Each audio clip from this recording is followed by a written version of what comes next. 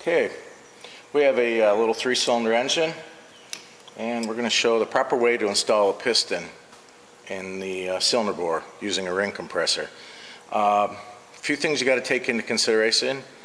One, you got to make sure you face the piston the correct way. There's generally some marks on the dome of the piston. This one has an arrow, and it should point towards the front of the engine where the pulleys would go in this particular case. So we are going to face this arrow that way.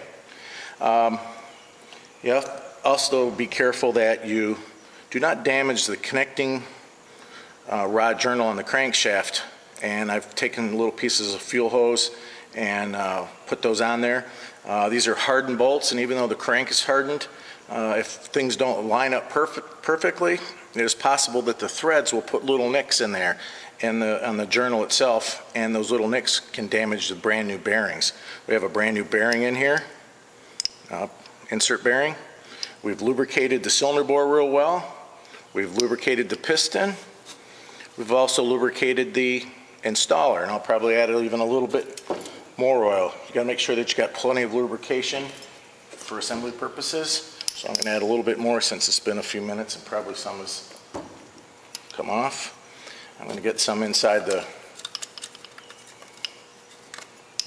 ring compressor. There is a top and a bottom to it.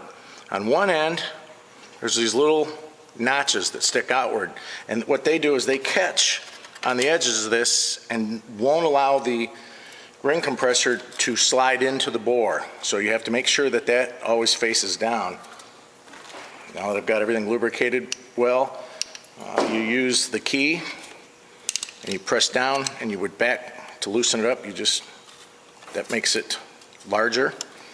And what I like to do is have about an inch of the piston sticking out. So I'm going to start tightening this.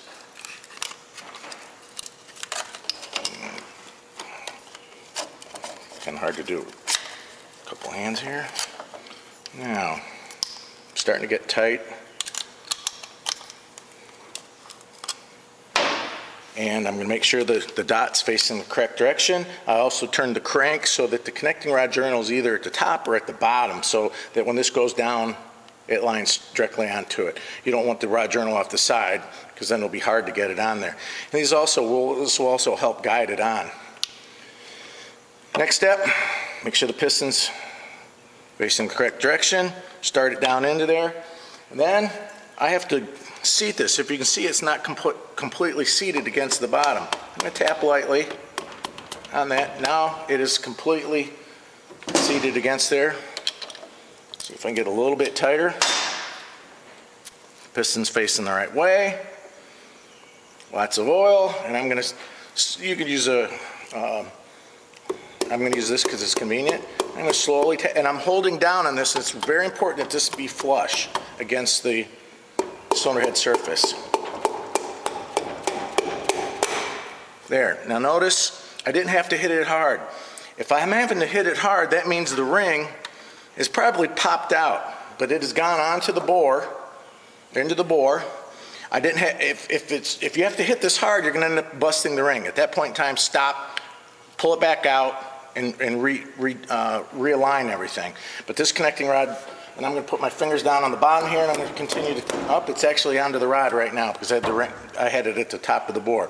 So everything's ready to go. Now I can put the connecting rod cap on, and there are marks on the connecting rod. I got to make sure that I put it on in the correct way. It will not be a perfectly round circle. It'll be offset if I don't put it on correctly. So there's markings on each side. When I put the connecting rod on, I'm going to put some more lubricant on this, put the cap on it, put the nuts on it, and then torque it down to proper specifications.